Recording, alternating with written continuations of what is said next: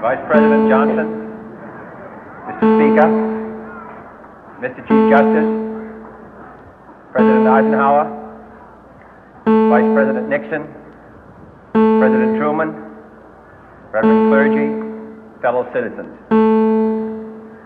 We observe today not a victory of party, but a celebration of freedom, symbolizing an end as well as a beginning, signifying renewal as well as change.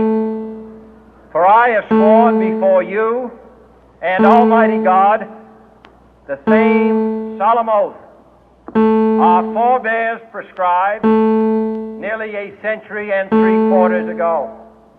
The world is very different now, for man holds in his mortal hands the power to abolish all forms of human poverty and all forms of human life.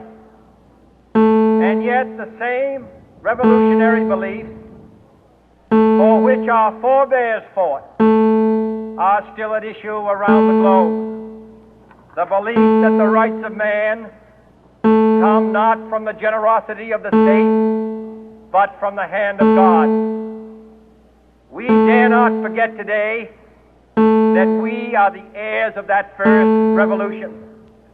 Let the word go forth from this time and place to friend and foe alike that the torch has been passed to a new generation of Americans born in this century, tempered by war, disciplined by a hard and bitter peace, proud of our ancient heritage, and unwilling to witness or permit the slow undoing of those human rights to which this nation has always been committed and to which we are committed today at home and around the world.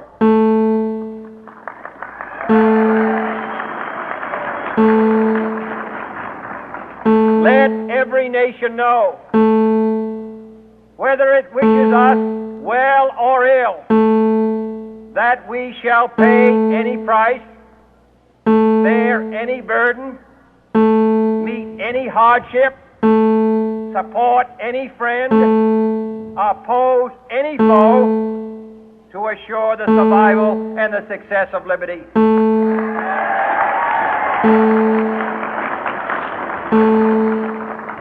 This much we pledge and more. To those old allies whose cultural and spiritual origins we share, we pledge the loyalty of faithful friends. United, there is little we cannot do in a host of cooperative ventures. Divided, there is little we can do, for we dare not meet a powerful challenge at odds and split asunder.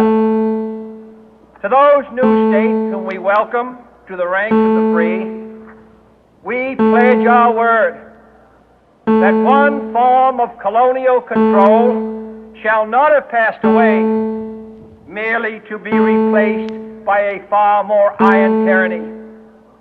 We shall not always expect to find them supporting our view, but we shall always hope to find them strongly supporting their own freedom, and to remember that in the past, those who foolishly sought power by riding the back of the tiger ended up inside.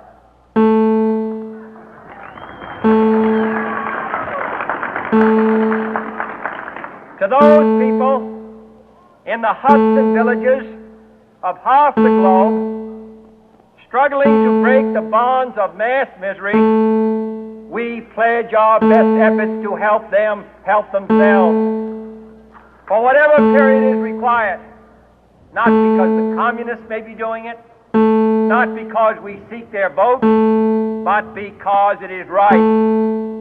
If a free society cannot help the many who are poor, it cannot save the few who are rich.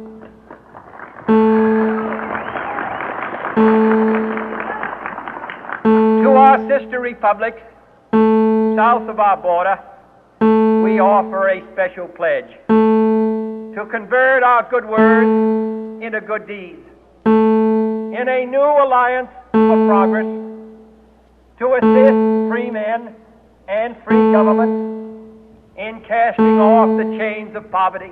But this peaceful revolution of hope cannot become the prey of hostile powers. Let all our neighbors know that we shall join with them to oppose aggression or subversion anywhere in the Americas. And let every other power know that this hemisphere intends to remain the master of its own house.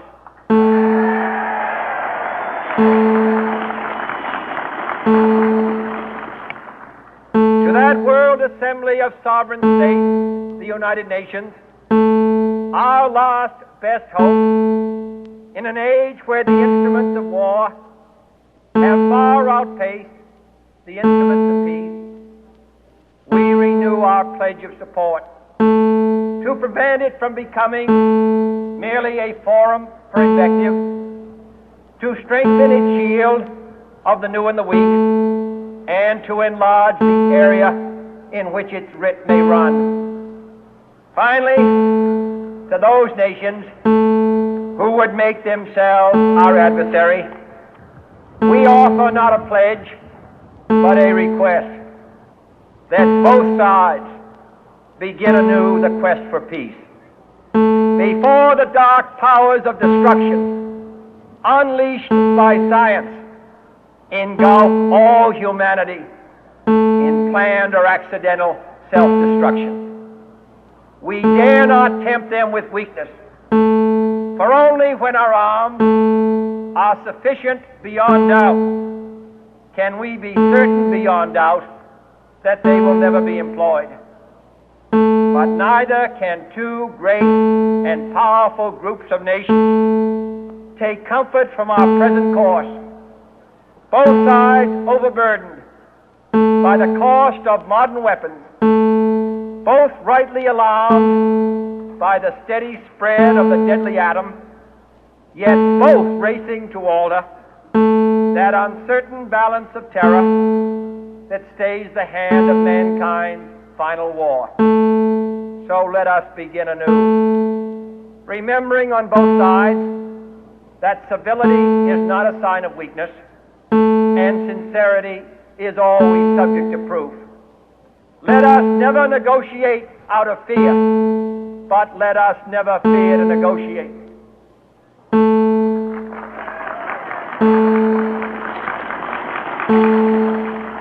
Let both sides explore what problems unite us, instead of belaboring those problems which divide us. Let both sides, for the first time, formulate serious and precise proposals for the inspection and control of arms, and bring the absolute power to destroy other nations under the absolute control of all nations.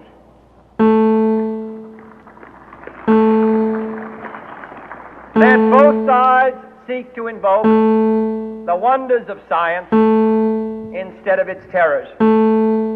Together let us explore the stars, conquer the desert, eradicate disease, tap the ocean depths, and encourage the arts and commerce.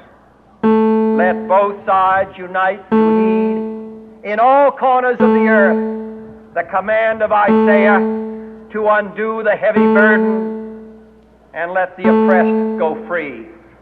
And if a beachhead of cooperation may push back the jungle of suspicion, let both sides join in creating a new endeavor, not a new balance of power, but a new world of law, where the strong are just and the weak secure and the peace preserved. All this will not be finished in the first 100 days, nor will it be finished in the first 1,000 days, nor in the life of this administration, nor even perhaps in our lifetime on this planet. But let us begin.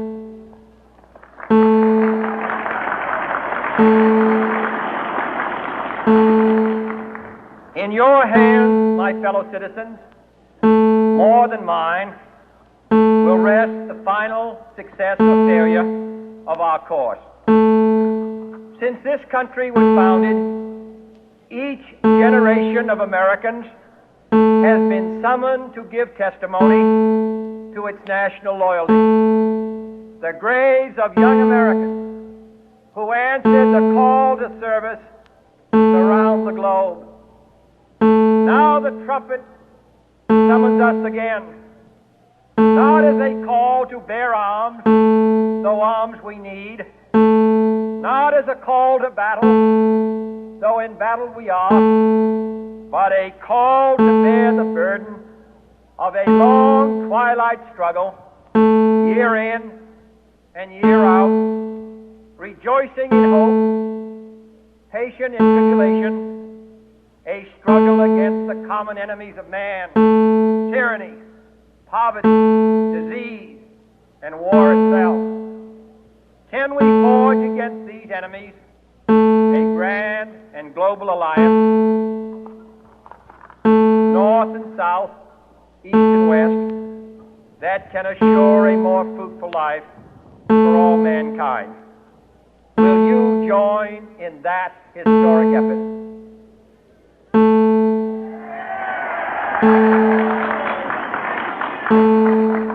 In the long history of the world, only a few generations have been granted the role of defending freedom in its hour of maximum danger. I do not shrink from this responsibility. I welcome it.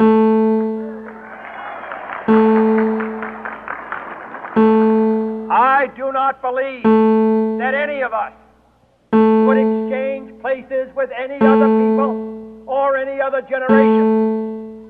The energy, the faith, the devotion which we bring to this endeavor will light our country and all who serve it. And the glow from that fire can truly light the world. And so, my fellow Americans, ask not what your country can do for you. Ask what you can do for your country.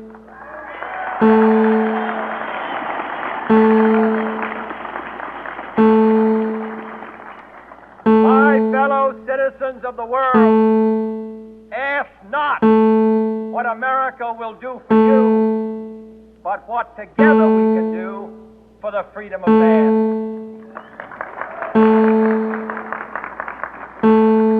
Finally, whether you are citizens of America or citizens of the world, ask of us here the same high standards of strength and sacrifice which we ask of you.